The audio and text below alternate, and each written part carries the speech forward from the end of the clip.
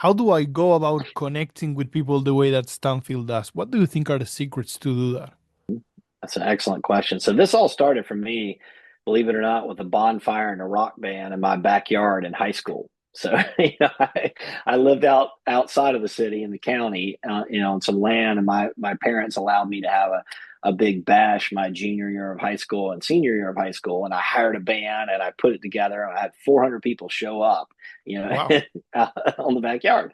And so that was kind of like, oh, okay, I can do this. I can convince a lot of people to come together to have a good time. Now that was just a party and it was fun, but I could, fast forward over the years and I did that kind of promotion throughout college, and then I worked for a congresswoman who ran for lieutenant governor, and I had interned for her on Capitol Hill in Washington.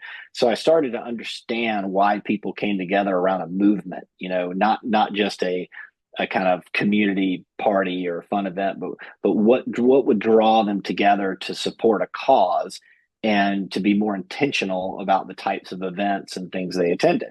And then fast forward to Dig South, and to be more specific about your question, if I was advising an individual, first of all, think about what you're really interested in, what you want to learn, who you want to know.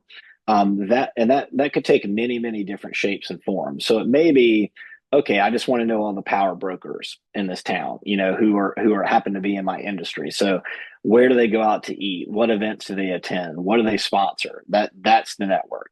And that's, important for some people. And then other folks may say, you know what, I really need to learn about product development, and I really need to learn how to scale my company. How can I do that? So then, you might go to an accelerator or an incubator or a type of entrepreneurship hub where those mentors are drawn and where they circulate. And that's really important.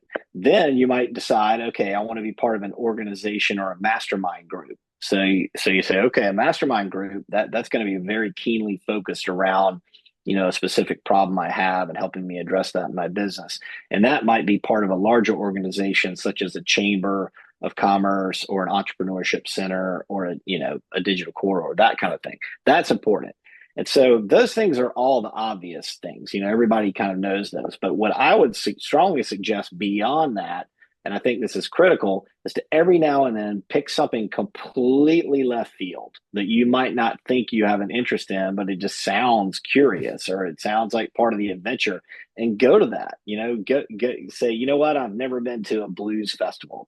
Let's go see what that's about. Or, I heard about this really interesting thing that's like a friend of mine pitched me the other day on this concept, this kind of like a poetry slam, but for startups, and where they get on stage and they're not just pitching to investors, they're pitching back and forth against each other, and the audience responds to the best idea and the best pitch and why they like it in real time. And I thought that's a cool concept.